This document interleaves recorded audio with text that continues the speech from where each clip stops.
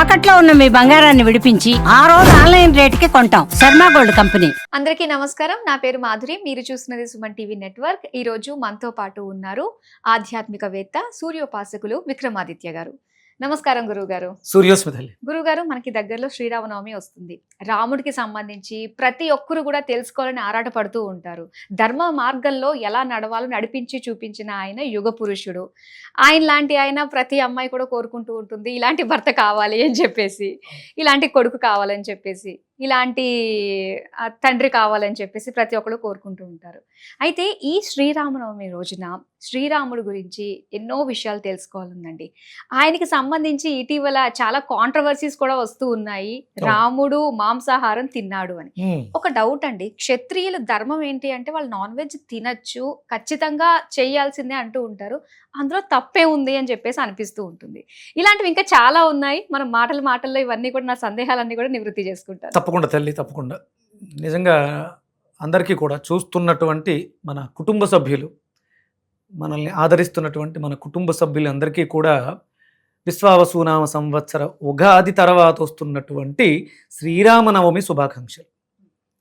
ఉగాది జరిగింది, అదొక పండగగా జరుపును. పాడ్యమి తిథి ప్రారంభం మనకు ఉగాది. ఇప్పుడు 9వ రోజు. ఇక్కడ నుంచి అంటే ప్రకృతి అంతా పరవశిస్తూ ఎదురు చూస్తున్నటువంటి సమయం రాముల వారి జన్మదినం, శ్రీరామ నవమి కదా. అంటే ఎంత అంటే అప్పట్లో, అంటే శ్రీరాముల వారు జన్మ తీసుకున్న సమయంలో ప్రత్యక్ష భగవానుడు అనేటువంటి సూర్యనారాయణమూర్తి వెలుగుని, అంటే సూర్యాస్తమయం తర్వాత మనకి చీకట్లు వస్తాయి కదా, అసలు 30 రోజుల పాటు చీకటే కానరాలేదంట. ఆయన అలా వచ్చి రాముల వారి ముగ్ధ మనోహర రూపాన్ని చూస్తూ మరిచిపోయారు, ఉండిపోయారు. భారతదేశంలో అయోధ్య నగరంలో, మనకి అయోధ్యలో సూర్యకుండం అనే ఒక కుండాన్ని చూపిస్తూ ఉంటారు. అంటే అంత ముగ్ధ మనోహరమైనటువంటి రూపం. అంటే ఆయన్ని మనం విష్ణు స్వరూపుడుగా రామజన్మ తీసుకున్నారు. అంటే విశ్వం అంతా కూడా భగవత్ స్వరూపమే. ఇందులో ప్రత్యేకంగా ఒక రూపాన్ని రాముల వారు తీసుకున్నారు. అది కేవలం శ్రీరాముడు అనేది ఒక రూపము కాదు, ఆ నామం ఏదైతే ఉందో ఒక నామము కాదు, అది అద్భుతమైనటువంటి శక్తి క్షేత్రం. శ్రీరాముడు అనేది మనకి వేదం చెప్తుంది. ధర్మం ఏంటి అంటే ఒక ధర్మానికి ఒక రూపాన్ని తయారు చేస్తే అది శ్రీరామచంద్రమూర్తి. రామాన్ విగ్రహ ధర్మోహ. అంటే రాముల వారు అంటే దేనికైనా మనకి కొలమానం ఉంటుంది కదా. నా మాట వేదం, నా మాట శాసనం, లేదు మెడికల్ డిక్షనరీస్, మెడిసిన్స్. దానికి అంటే ఒక మెడిసిన్కి ఏంటి ప్రమాణం అంటే డిక్షనరీ చూపిస్తారు, ఒక మనం రాసినటువంటి. ధర్మానికి నిర్వచనం ఏంటి అంటే శ్రీరామచంద్రమూర్తి. ఇందులో మనకి ఎలాంటి సందేహం లేదు. అంటే ఆయనలో ఉన్నటువంటి, ఆయన ప్రదర్శించినటువంటి భావోద్వేగాలు, అంటే ఒక తల్లితో ఆయన ఉన్నటువంటి స్థితి, ఒక చిన్నమ్మతో ఉన్నటువంటి స్థితి, తండ్రితో ఉన్నటువంటి, భార్యతో ఉన్నటువంటి, అన్నదమ్ములు, ఎక్కడా కూడా ఈయన శత్రువు అని ఎక్కడా కూడా లేదు కుటుంబ వాతావరణంలో. అందుకనే ప్రతి స్త్రీ రాముడు లాంటి భర్త కావాలి, ప్రతి స్త్రీ రాముడు లాంటి బిడ్డనికి జన్మనివ్వాలి, ప్రతి స్త్రీ రాముడు లాంటి భర్త కావాలి, సహోదరుడు కావాలి కోరుకోవడంలో ఎలాంటి సందేహం లేదు. ఇంకా మీకు ఏమన్నా సందేహాలు ఉంటే అడగండి. ఇది మాంసాహారం తిన్నాడు రాముడు, అందులో తప్పేంటి తప్పేం లేదు అని నానా రకాలుగా మాట్లాడుకుంటూ ఉన్నారండి. అసలు క్షత్రియ ధర్మం అంటేనే ఖచ్చితంగా వాళ్ళు మాంసం భుజిస్తూ ఉంటారు కదా, తప్పేమన్నా ఉందా? అంటే క్షత్రియుడు అంటే అర్థం తెలియాలమ్మా. క్షత్రియుడు అంటే క్షాత్రము కలిగిన వాడు, బాహుల్యమైనటువంటి భుజబలంతో తనని రక్షించుకునేవాడు క్షత్రియుడు. అంటే మనకి 4 ధర్మాలు ఉన్నాయి. ఏంటవి? క్షత్రియ, బ్రాహ్మణ, వైశ్య, శూద్ర. ఇవి 4 ధర్మాలు, కులాలుగా మనం మాట్లాడుకుంటాం. బ్రాహ్మణ కులం అని. క్షత్రియుడు అంటే సమాజాన్ని, తనని తాను రక్షించుకుంటూ తన కుటుంబాన్ని రక్షిస్తూ సమాజాన్ని కూడా రక్షించేవాడు క్షత్రియుడు. ఇక బ్రాహ్మణుడు అంటే ఏంటంటే బ్రహ్మజ్ఞానము తెలిసినవాడు, క్షత్రియుడికి సహాయకారిగా ఉండేవాడు, యుద్ధం చేస్తున్నటువంటి రాజుకి సహాయంగా ఉండేవాడు. అలాగంటే వేదాంగాలు తెలిసినవాడు. క్షత్రియుడిలా తీర్చిదిద్దేవాడు ఎవడు అంటే బ్రాహ్మణుడు. అంటే వేదం తెలియాలి, వేదం తెలిసినవాడు బ్రాహ్మణుడు, వేదం చెప్పేవాడు బ్రాహ్మణుడు, యజ్ఞం చేసేవాడు బ్రాహ్మణుడు, యజ్ఞం చేయించేవాడు బ్రాహ్మణుడు. బ్రాహ్మణుడు అంటే జంజం వేసుకుని పూజలు చేసేవాడు కాదు. అది చాలా శక్తి ఉంటుంది దానికి. బ్రాహ్మణత్వం స్వీకరించాలంటే ఇప్పుడు అందరూ కూడా అదొక కులం కింద మాట్లాడుతున్నారు. మిగతా వాళ్ళని శూద్రులు రానివ్వరు, బ్రాహ్మణులే గొప్పవాళ్ళు, అది ఇది. ఎస్, వాళ్ళు ఎంత గొప్పవాళ్ళు అంటే క్షత్రియుడిని తీర్చిదిద్దే అంతటి గొప్పవాళ్ళు. రాముల వారిని అంత క్షత్రియుడిగా తీర్చిదిద్దింది ఎవరమ్మా? మనకు ఉన్నటువంటి ఋషులే కదా, విశ్వామిత్రుడు, వశిష్ఠుడు, వీళ్ళే కదా. అంటే వాళ్ళెవరు? వాళ్ళు బ్రాహ్మణులు, బ్రాహ్మణోత్తములు, వేద విద్యలు తెలిసిన వాళ్ళు, వేదంలో ఉన్నదాన్ని తెలుసుకుని చెప్పేవాడు బ్రాహ్మణుడు. ఇక మరి వైశ్యుడు అంటే ఎవరు? ఆపేక్ష, మనం చేస్తున్న పనికి ప్రతిఫలాన్ని ఆపేక్షించేవాడు వైశ్యుడు. వ్యాపారి వైశ్యుడు అంటే కాముట్లు అని మనం మాట్లాడుతూ ఉంటాం, అంటే ప్రతిదోని. ఇక శూద్రులు ఎవరు అంటే భుజబలం ఉన్న యుద్ధం చేయరు, తెలివితేటలు ఉన్న దాన్ని ఎదుటి వాళ్ళకి చెప్పడం కానీ వాళ్ళు అనుభవించుకోవడం కానీ చెయ్యరు. అలాగే లాభాపేక్ష, అంటే నా దగ్గర ఇది ఉంది, దీన్ని నేను ఇవ్వడం ద్వారా దాన్ని పొందుతాను అనేటువంటి ఆపేక్ష లేనివాడు శూద్రుడు. ఇంకా నాకు ఎందుకులే ఇవన్నీ, నేను విశ్రాంతి తీసుకుంటానండి. ఇది ప్రతి మనిషి యొక్క జీవితంలోనూ ప్రతిరోజు జరుగుతుంటుంది. నువ్వు లేచావు, ఉద్దట లేవాలనే తపనతో నీతో నువ్వు యుద్ధం చేసి నిద్ర లేచావు, క్షత్రియుడిగా నీ కుటుంబం కోసం పాటుపడుతున్నావు. నువ్వు తెలుసుకున్నటువంటి విజ్ఞానాన్ని యాంకర్ రూపంలో వ్యక్తపరుస్తున్నావు. అంటే యాంకర్ అవ్వాలంటే కొన్ని క్వాలిఫికేషన్స్ కావాలి, దాన్నే కదా నువ్వు ఇక్కడ ఎక్స్ప్రెస్ చేస్తున్నావు. ఇప్పుడు బ్రాహ్మణురాలుగా ఉన్నావు. దీని నెక్స్ట్ ఏంటి? ఈ మంత్ చివర ఈ చేసిన పని అంతటికి లాభాపేక్ష, ధనం కోసమేగా చేసేది, ఆపేక్ష.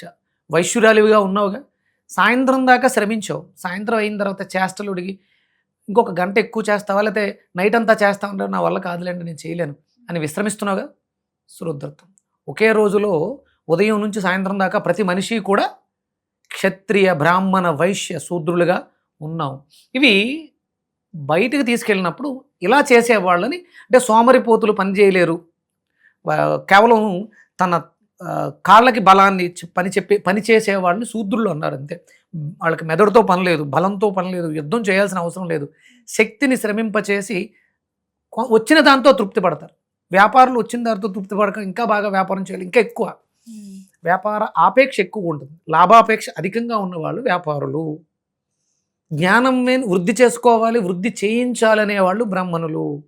నేను బాగుండాలి, నా కుటుంబం బాగుండాలి, నా సమాజం అంతా బాగుండేవాళ్ళు క్షత్రియులు. ఇప్పుడు ఇక్కడ ఎవరు మాంసాహారాన్ని తినాలి? ఇదంతా ఇంటర్లింక్ గా ఉంది. ఇది వేదం ఇలా చెప్తూ ఉంటుంది. వేదం ఎక్కడా కూడా జీవహింస చెయ్యండి, దాన్ని భుజించండి, క్షత్రియులైతే తినాలని రూల్ ఉంది ఎక్కడైనా? అంటే వాళ్ళు సమాజాన్ని కాపాడాలి, యుద్ధాలు చేయాలి, ఇదంతా చేయాలి అంటే వాళ్ళకి కండబలం కావాలి, కండబలం మాంసాహారం నుంచి వస్తుంది అని చెప్పేసి అంటుంది. లేదమ్మా, ఇప్పుడు అంటే బాగా శక్తివంతమైనటువంటి జంతువుల్లో మనకున్నటువంటి, మనం చూసేటువంటి జంతువుల్లో బాగా శక్తి కలిగిన జంతువు ఏది? సింహం. అది మాంసాహారం విపరీతంగా తింటుంది కదా. అలాగే పులి, ఇక లేడేమో గడ్డి గాదులు అవిని తింటూ ఉంటుంది, ఏనుగు కూడా గడ్డే తింటుంది. సింహం ఎదురుగుండా వచ్చి ఏనుగుని కొట్టగలదా? సింహము ఎదురుగా వచ్చి ఏనుగని కొట్టగలదా? కొట్టలేదంటారా? కొట్టలేదు, సమస్య లేదు. వెనక నుంచి దెబ్బ కొట్టాలి. జింక ముందు పరిగెడుతుంది, పులి వెనకాల పరిగెడుతుంది. ఇది ఓడిపోతే, అలసిపోతే తప్ప దొరకదు, దాని టైం అయిపోతే తప్ప దొరకదు. ఇప్పుడు ఇక్కడ వెజిటేరియన్ బలంగా ఉన్నారా, నాన్ వెజిటేరియన్ బలంగా ఉన్నారా? అవును కదా, వెజిటేరియన్ బలంగా ఉన్నారని అర్థమవుతుంది. తొండం కూర్చో ఒకటి కొడితే సింహం దస్తుంది. అందుకని వెనకాల మాత్రమే దెబ్బేస్తాయి ఏ జంతువు అయినా సరే. తనని తాను కాపాడుకోవడానికి వెజిటేరియన్సే బాగా పరిగెట్టగలుగుతారు. యానిమల్స్లో లేడీ, దుప్పు ఇవన్నీ ఉన్నాయి కదా, ఇవి చాలా విపరీతంగా పరిగెడతాయి. పుల్లు పట్టుకోలేవు, ఇంకా పులి అలసిపోతుంది. దాని కర్మగాలి దారిలో ఏదైనా అడ్డొచ్చో పడో దొరకాలి తప్ప, అంటే బలం కావాల్సింది శరీరానికి కాదమ్మా, బుద్ధికి బలం. అది శాకాహారంలో ఉంది, అది వేదం చెప్తుంది. క్షత్రియులు అన్నంత మాత్రాన మాంసం తినాలి అని చెప్పిన వాళ్ళందరూ దుర్మార్గులు. అంటే ఇవన్నీ, ఇలాంటివన్నీ కూడా నానుడిలన్నీ మధ్య మధ్యలో వచ్చాయి కదా, కల్పితాలు. ఇవన్నీ కల్పితాలు. వేదంలో, అంటే వాల్మీకి రామాయణం వేదం కాదు, వాల్మీకి వేదాన్ని తెలిసిన వాడు కాబట్టి రాముల వారి చరిత్రని అద్భుతంగా రాశాడు. అందులో ఎక్కడా కూడా ఆయన మాంసాహారి అని చెప్పలేదు.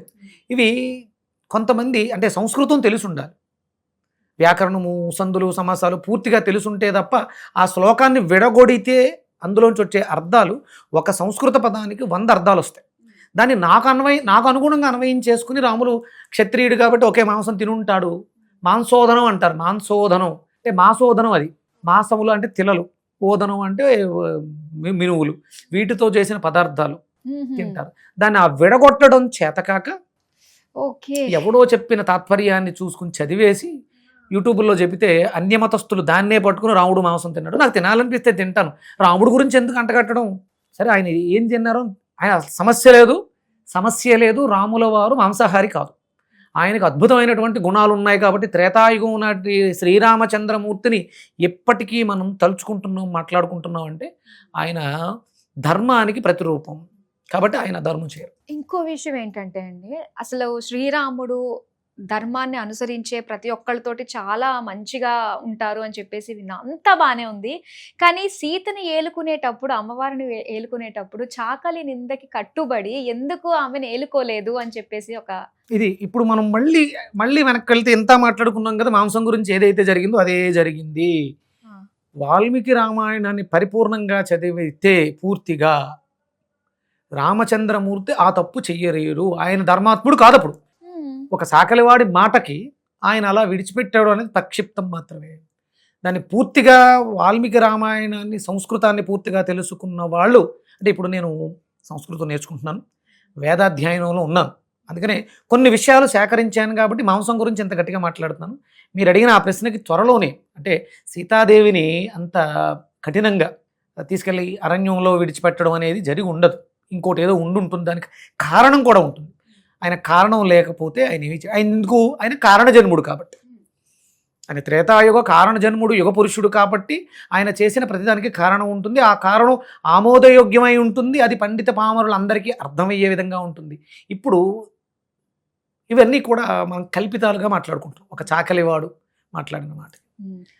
అంత ధర్మాత్ముడైనటువంటి ఇప్పుడే మనం మాట్లాడుకుంటాం, అప్పుడు ఉన్నవాళ్ళు ఇంకా ఎంతగా పూజించి ఉండేవారు ఆయన్ని. కాబట్టి ఇవన్నీ కల్పితాలు అయి ఉంటాయి తప్ప ఆయన అలాంటి వాడు కాదు.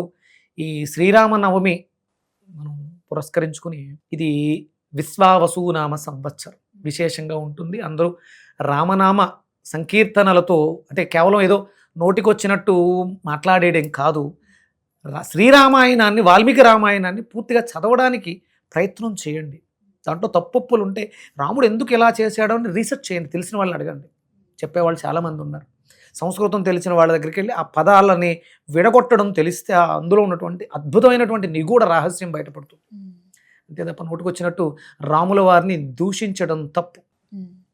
తెలియని విషయాలు మనకు తెలియదు, నేర్చుకోవడానికి ప్రయత్నం చేద్దాం. మనకు అర్థం కాలేదు, మన బుర్రలకి ఇంతే. శ్రీరామచంద్రమూర్తి అంటే అప్పటి నుంచి ఇప్పటి వరకు మనం మాట్లాడుకుంటున్నాం అంటే ఆయన చాలా గొప్పవాడై ఉంటాడు. ఆయనకు ఒక నమస్కారం. శ్రీరామచంద్ర ఆ గుణగణాలను నాకు కూడా ప్రసాదించిన వేడుకుందాం. ఖచ్చితంగా అండి. శ్రీరాముడి గురించి, అలాగే ప్రతి ఒక్కరు కూడా శ్రీరామనవమి రోజు ఆ రామజపాన్ని స్మరిస్తూ ఉంటే, మీరు అన్నారు కదా, ఏదన్నా కూడా మనసులో ఉండే సమస్యలకి పరిష్కారాలు అన్నీ కూడా ఆ నామజపంతోటే మనకు తెలిసిపోతాయని చెప్పేసి చాలా చక్కగా తెలియజేశారు. శ్రీరాముడు ఔన్నత్యం గురించి మరోసారి మా అందరికీ తెలియజేసినందుకు ధన్యవాదాలు. సూర్యోస్మిత.